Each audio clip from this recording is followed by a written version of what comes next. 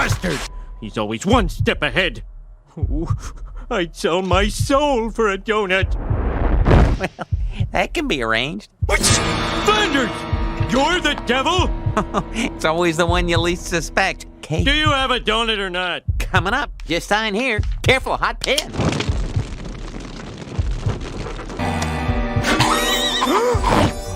Now remember, the instant you finish it, I own your soul.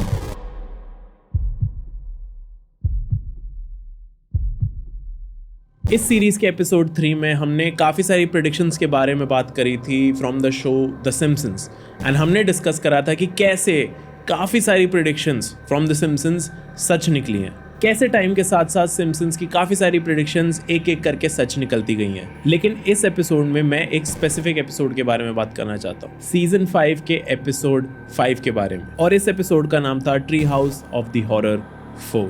इस episode के अंदर दिखाया जाता है कि होमर सिम्पसन्स को बहुत ज्यादा मन करता है एक डोनट खाने का, और इसकी वजह से होमर सिम्पसन्स एक चीज बोलता है, I'd sell my soul for a donut. I'd sell my soul for a donut. जैसे ही होमर सिम्पसन्स बोलता है कि I can sell my soul for a donut, उसके सामने डेविल आ जाता है और उसके बाद डेविल ये चीज बोलता है, Now remember, the instant you finish it, I own your soul for... The instant you finish it, I have your soul. मतलब जैसे ही होमर सिम्पसन्स डेविल के दिए हुए डोनट को फिनिश करेगा, डेविल के पास उसकी सोल होगी। आगे जाके एपिसोड में होमर सिम्पसन्स वो डोनट खत्म कर देता है और डेविल के पास होमर की सोल आ जाती है, because that was the trade for fulfilling Homer's desires. Basically Homer Simpson ने डेविल के साथ एक ट्रेड करा होता है for his soul in return of a doughnut. हम सबको पता है कि कैसे सिम्पसन्स की काफी सारी प्रेडिक्शन सच निकली है, लेकिन मैं ये डेविल की, होमर सिम्पसन्स की और ये डोनट वाली कहानी क्यों डिस्कस कर रहा हूँ, क्योंकि इस एपिसोड से एक सवाल जुड़ा हुआ है कि वॉज दिस अ प्रेडिक्शन और was this a way of showing कि एक्चुअली में क्या होता है जब एक इंसान को अपने डिजायर्स पूरे करने होते हैं, और एक इंसान अपने डिजायर्स को पूरे करने के लिए क्या क्या कर सकता है। और सबसे बड़ा सवाल ये है कि बाय सेलिंग योर सोल या फिर सेटनिज्म या वर्शिपिंग द डेविल, क्या यही तरीके हैं of getting quick fame and success? और क्या आज के टाइम में भी कुछ ऐसे लोग हैं who sold their soul to the devil?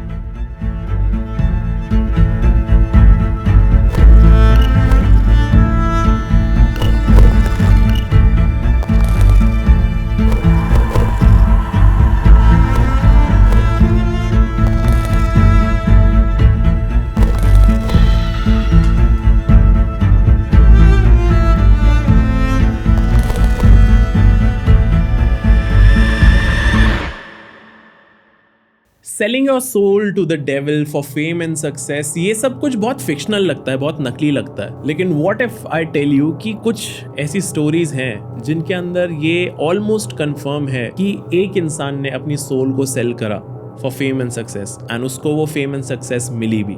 There was this one guy, Robert Johnson. Robert Johnson को हमेशा से ही म्यूजिक का बहुत ज्यादा शौक था। उसने कोशिश भी करी इंस्ट्रूमेंट सीखने की and one of those instruments was the guitar. Robert ने गिटार सीखने की कोशिश करी, लेकिन वो कभी भी गिटार को प्रॉपर्ली सीख नहीं पाया। रॉबर्ट को शौक बहुत था म्यूजिक का और गिटार का, इसी वजह से वो काफ़ी सारे क्लब्स वगैरह में जाता था जहाँ पे ऐसी परफॉर्मेंसेज होती थी जिनके अंदर लोग गिटार प्ले करते थे, और वो इन परफॉर्मेंसेज में जाके शो के बाद आर्टिस्टों से रिक्वेस्ट करता था कि क्या वो उनके गिटार्स प्ले कर सकता है। और जब रॉबर्ट को मौका मिलता था कि वो परफॉर्मिंग आर्टिस्ट के गिटार को प्ले कर सके, तो जो रिएक्शन उसे मिलता था वो रिएक्शन उसे कभी पसंद नहीं आता। जैसे ही रॉबर्ट गिटार उठा के प्ले करना शुरू करता था, लोग सीधा सीधा उसे मना कर देते थे कि गिटार रख दे।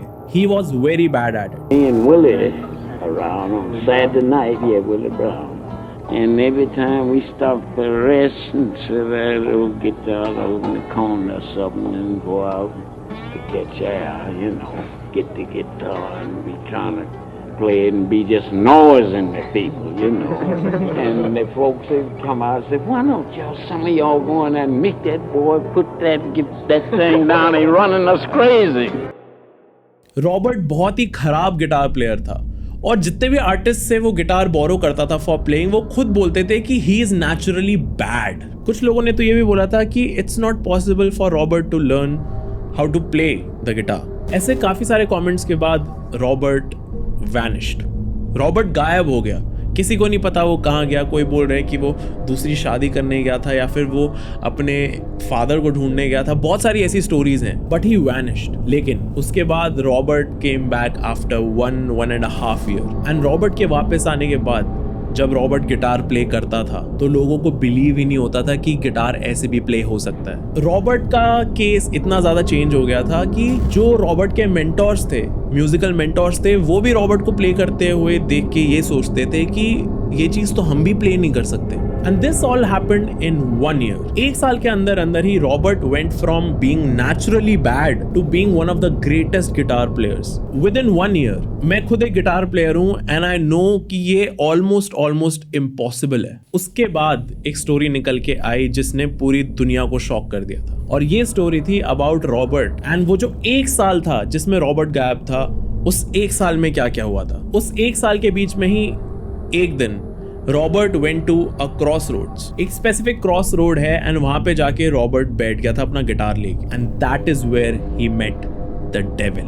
स्टोरी ऐसी है कि रॉबर्ट ने अपना गिटार दिया डेविल को, डेविल ट्यून्ड द गिटार, और गिटार ट्यून करने के बाद he played it for a while and उसके बाद उसने वो गिटार वापस रॉबर्ट को दे दिया and that is where Robert sold his soul for all his skills and all the fame and success he got later on. जिस moment में डेविल ने उस गिटार को छुआ था, उसी मोमेंट से Robert became one of the greatest guitar players of all time. But later on, Robert died at the age of 27 and he joined the 27 Club. अब तुम ये पूछोगे कि ये 27 क्लब क्या है? 27 क्लब उस ग्रुप को बोला जाता है जिसके अंदर वो सारे आर्टिस्ट हैं who died at the age of 27. तुम्हें विश्वास भी नहीं होगा कि कितने सारे पॉपुलर आर्टिस्ट थे जो मेन स्ट्रीम थे, जो बहुत ज्यादा पॉपुलर थे, जो 27 की एज पे मर गए थे। और 27 क्लब के साथ एक और स्टोरी जुड़ी हुई है कि जितने भी आर्टिस्ट थे जो इस 27 क्लब में थे, जो 27 की एज पे मर गए थे, they all sold their soul to the devil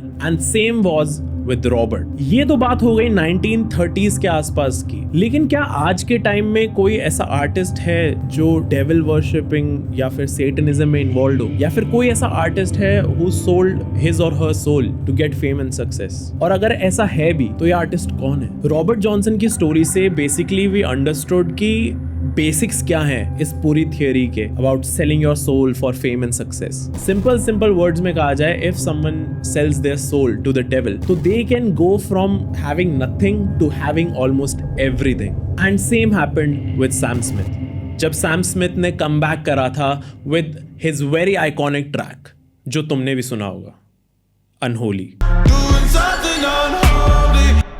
ये गाना ऑलमोस्ट तुम सबने सुना होगा क्योंकि ये गाना बहुत ज़्यादा पॉपुलर हो गया था and it was everywhere, reels पे, शॉर्ट्स पे, on every social media and even at the Grammys.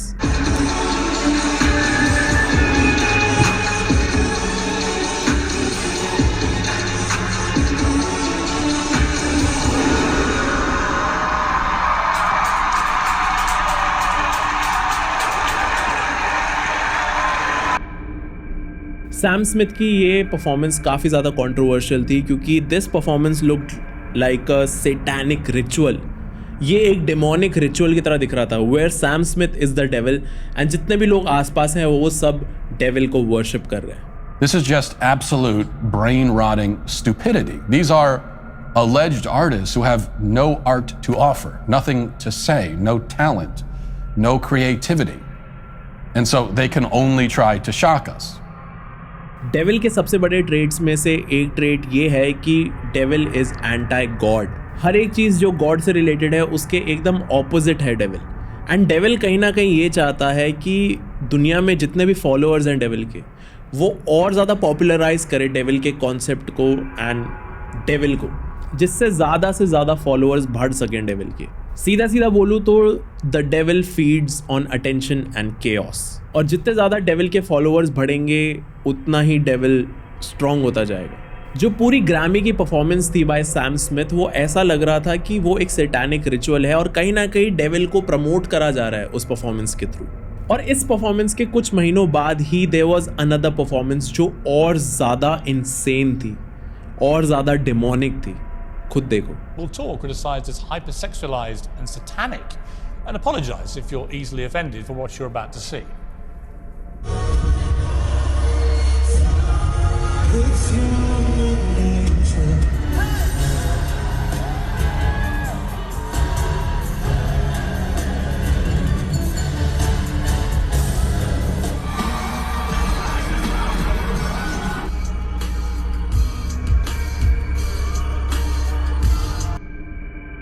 What the fuck is going on? ये इंसान पहले ऐसा नहीं था। तुम में से काफ़ी सारे लोग होंगे जिनको शायद सैम स्मिथ के बारे में ना पता हो, या फिर वो पहले से सैम स्मिथ को ना फॉलो कर रहे हो। मैं उन लिसनर्स में से एक था जो सैम स्मिथ को बहुत पहले से सुनते आ रहे हैं। सैम स्मिथ भाई ऐसा नहीं था। मैं तुम्हें दिखाता हूँ how Sam Smith really was before the release of unholy.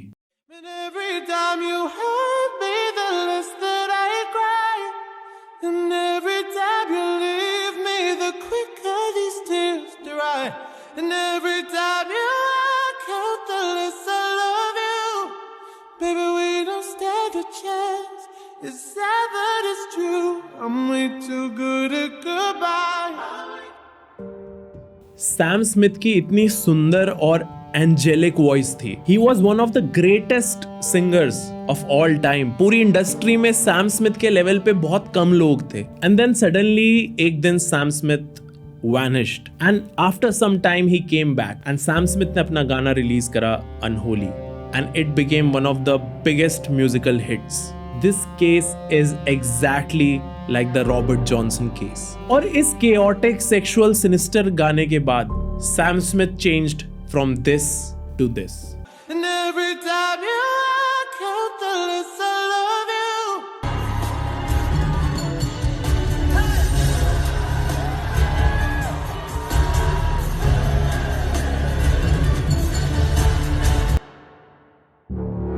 अब यहीं से शुरू होती है the conspiracy theory about Satanism, या फिर इन शॉर्ट कहें तो about Sam Smith. The conspiracy theory says कि सैम स्मिथ जो बीच में गायब हुए थे, at that time he sold his soul to the devil and after that he traded his soul for extreme fame and money. और इसके बाद Sam Smith got super famous and super rich. और ये पूरा प्रमोटिंग द डेविल और साथ ही साथ sexy sinister गाने निकालना and getting super famous and कहीं ना कहीं डायरेक्टली सेटन को प्रमोट करना, ये केस सिर्फ सैम स्मिथ के साथ नहीं है। एक और आर्टिस्ट ऐसा है हु ब्लू अप, जिसका म्यूजिक बहुत ज्यादा फटना शुरू हो गया था, जिसने अपनी म्यूजिक वीडियो में डेविल के ऊपर डांस करा है, प्रॉपरली सिडक्टिव डांस करा है और डेविल को इनडायरेक्टली प्रमोट करा है और ज्यादा फैंसियर दिखाया है डेविल को। तुमने सही सोचा एकदम। आई एम टॉकिंग अबाउट लिल नाज x.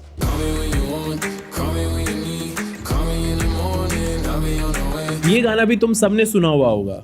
It was on reels, shorts, हर जगह था ये गाना। और जो ये पूरी सैम स्मिथ वाली और रॉबर्ट जॉनसन वाली स्टोरी थी, इसी से मिलती जुलती स्टोरी लिल नाज एक्स की है। He vanished for some time and then he came back with a song जिसके अंदर म्यूजिक वीडियो में he showed the devil, और डेविल को काफी फैंसी वे में दिखाया गया था इस म्यूजिक वीडियो में। और इस म्यूजिक वीडियो के साथ साथ ही एक पेयर ऑफ शूज रिलीज करे गए थे for the audience to buy. और उस शूज की खासियत पता है क्या थी? कि उन शूज में जो शू का सोल है उसके अंदर रियल ह्यूमन ब्लड था, और साथ ही साथ हर एक शू पे डेविल्स नंबर था 666। काफी सारे रिलीजियस लोगों ने ये बोला कि this looks like an offering to the devil, it feels like a ritual. और साथ ही साथ शूज में ह्यूमन ब्लड होना एंड जो पूरी म्यूजिक वीडियो थी, it was very demonic in nature. और इसी तरीके से लिल नाज एक्स भी एक बहुत बड़ा एविडेंस है for this satanic conspiracy theory. इसी तरीके से एक केस है ट्रैविस स्कॉट का। ट्रैविस स्कॉट के शोज में से ही एक शो ऐसा था जिसके अंदर Travis Scott was singing in some language जो किसी को समझ नहीं आ रहा था, एंड साथ ही साथ जो पूरा शो था, it felt like a ritual because everything was red and there was fire everywhere. और उसी शो में 8 लोगों की मौत भी हो गई थी। जो लोग उस शो में थे उनमें से काफी सारे लोगों ने कहा कि इट फेल्ट लाइक कि हम हेल में, the whole concert felt like कि वो सारे लोग हेल में एंटर कर चुके हैं। That's okay with you real quick. Chase me, let's do it.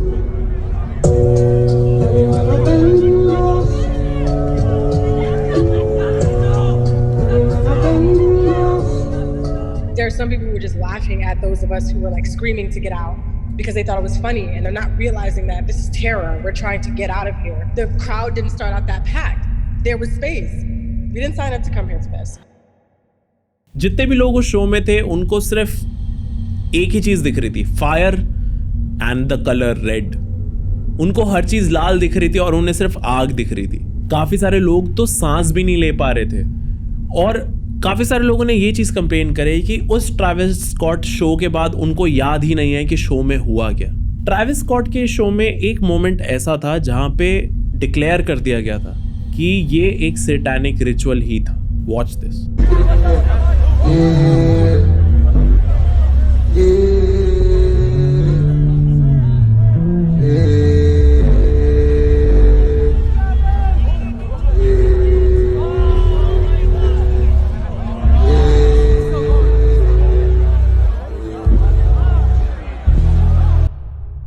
उस शो में काफ़ी सारे लोग बेहोश हो गए थे और काफ़ी लोग मर भी गए थे जब उनको एम्बुलेंस की तरफ ले जाया जा रहा था। ट्रैविस स्कॉट उस टाइम स्टेज पे थे एंड तुम देख सकते हो कि ट्रैविस स्कॉट वाज सिंगिंग, जबकि ट्रैविस स्कॉट को दिख रहा था कि लोग बेहोश हो चुके हैं या फिर शायद मर चुके हैं और एम्बुलेंस की तरफ जा रहे हैं। This clip is very scary क्योंकि इसको देख के सीधा सीधा ऐसा लगता है कि Travis Scott is doing some kind of a ritual जिसके अंदर maybe human sacrifice involve हो।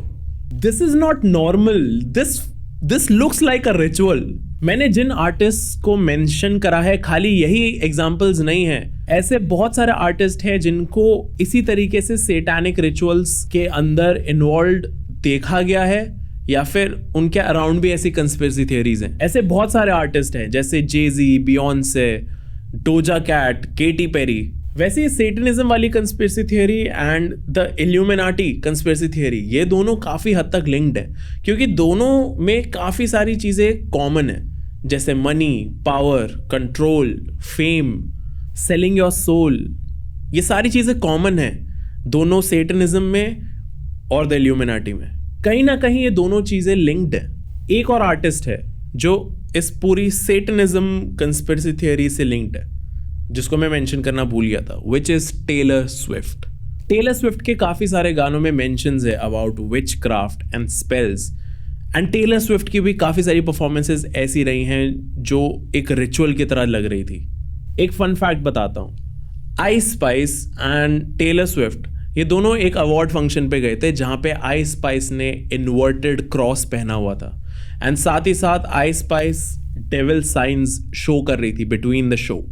उसी अवार्ड शो में आगे जाके आइस स्पाइस को एक अवार्ड मिलता है एंड वो अवार्ड रिसीव करने के बाद सबको थैंक्स बोलती है, अपनी टीम को, अपने मैनेजर को और जितने भी लोग इन्वॉल्व हैं। लेकिन उसके बाद शी सेज समथिंग जिसकी वजह से टेलर स्विफ्ट का एक बहुत ही अलग रिएक्शन देखने को मिला था लोगों को। आइस स्पाइस ने अपनी स्पीच में भगवान को, गॉड को थैंक यू बोला, लेकिन जब आइस स्पाइस ने ये थैंक यू बोला तो एक कैमरा उसी मोमेंट पे टेलर स्विफ्ट पे था और ये देखा जा सकता था कि टेलर स्विफ्ट की एकदम शक्ल ही उतर गई, शी वेंट ऑफ। और साथ ही साथ when ice spice said thank God तो टेलर स्विफ्ट को देखा जा सकता है कि टेलर स्विफ्ट का पूरा फेस उतर गया है एंड वो अपना सर हिला रही है।